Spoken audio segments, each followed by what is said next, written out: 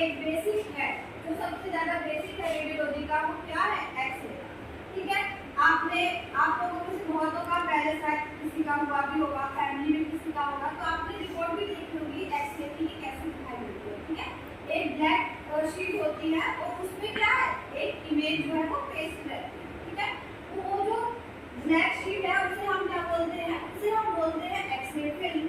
और जो इमेज उस पे पेस्ट हुई है, जो इमेज उस पे बन के आई है, उसे हम बोलते हैं रेडियोग्राफिक इमेज या एक्सरे इमेज। ठीक है, तो जो एक्सरे मेनली किया जाता है बोन्स के लिए।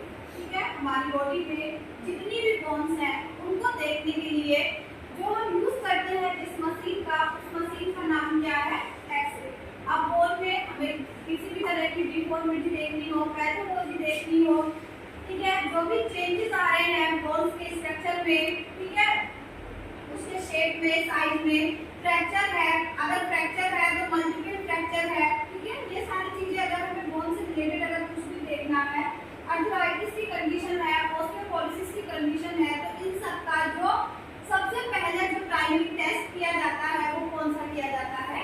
एक्सरे। ठीक है, देखो सॉफ्ट टिश्यूज भी हम एक्सरे में देख सकते हैं, लेकिन सॉफ्ट टिश्यूज उतने हमें क्लियर एक्सरे में दिखाई नहीं देते। ठीक है, अब उसके बाद क्या हुआ? जैसे ही कोई मशीन आती है तो आप जानते हैं कि अगर कोई मार्केट में नई चीज आई तो उसके ऊपर क्या होने लगते हैं? बहुत सारे एक्सपेरिमेंट्स होने लगते हैं। ठीक है, फॉर एग्जांपल सबसे जो नॉर्मल है वो है फोन का। जब हम पहले देखते थे तो पहले हमारे लैंडलाइन वाले फोन चलते थे। ठीक है, फिर उसमें क्या होगा? और साइंटिस्ट आए, उन्होंने वो उस पर इन्वेंशन किया और उसको एडवांस टेक्निक लाया गया उसमें। और फिर क्या है? वो जो लैंडलाइन फोन थे वो कीपैड में चेंज हुए। ठीक है, कि हम उनको एक जगह से दूसरी जगह लेके कहीं पे भी जा सकते हैं, कहीं पे भी हम किसी से भी बात कर सकते हैं।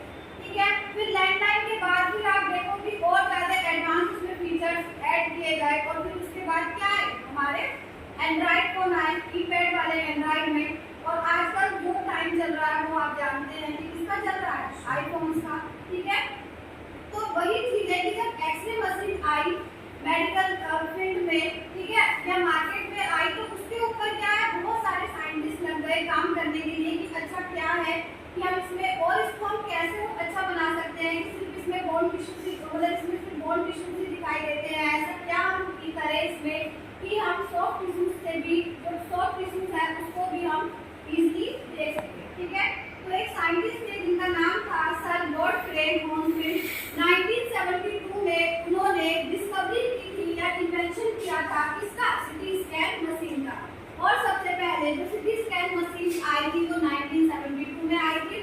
अब बेटा क्या डिफरेंस है एक्सरे और सिटी स्कैन में? देखो एक्सरे में रेडिएशन यूज होती है, यानी कि एक्सरे ही यूज होती है। ठीक है, एक्सरे आप लोग सब जानते होंगे इनविजिबल रे है।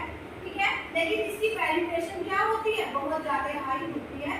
और इतनी ज्यादा पेनिट्रेशन हाई होती है बेटा इसकी कि ये हमारे जो बॉडी स्ट्रक्चर है उनको भी क्या कर सकते हैं? ये पेनिट्रेट करके बाहर निकल सकते हैं और उसी की इमेज हमें क्या फिल्म पर मिलती है।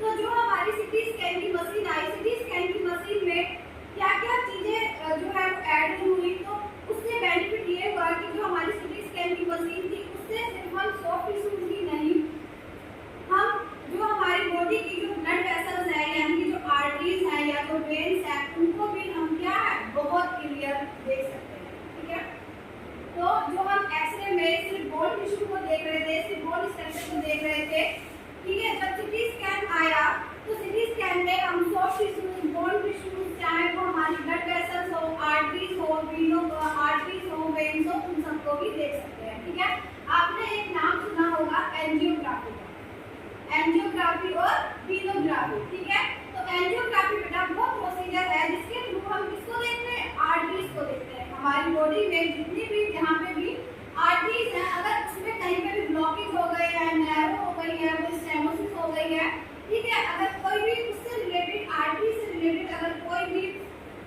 चेंजेस हमें देखने हैं तो उसके लिए हम कौन सा प्रोसीजर करते हैं? एंजियोग्राफी। ठीक है, तो ये भी होता है किसकी हेल्प से, चाहे वो सिटी स्कैन की हेल्प हो, चाहे वो एमआरआई के साथ हो। ठीक है, तो जो हमारी एंजियोग्राफी, अब अगर हम वीनोग्राफी की बात करें तो यानी कि जो हमारी वेन्स है उनके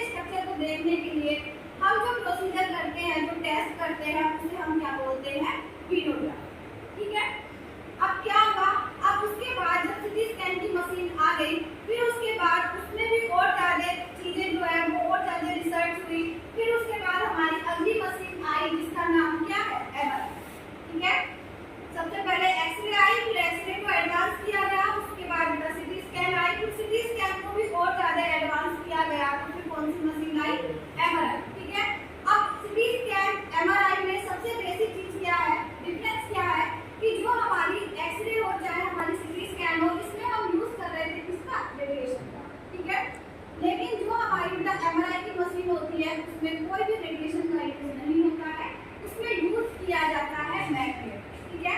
और आपने फिजिक्स में पहले कभी पढ़ा होगा कि जहाँ पे भी मैग्नेट होती है वहाँ पे क्या प्रेजेंट होती है, मैग्नेटिक फील्ड। इन्हीं मैग्नेटिक फील्ड का यूज किया जाता है किसमें, एमआरआई में, ठीक है। यानी कि एमआरआई में मैग्नेट का यूज करके जो मैग्नेटिक फील्ड जो मैग्नेट्स प्रोड्यूस कर रही हैं, इन्हीं मैग्नेटिक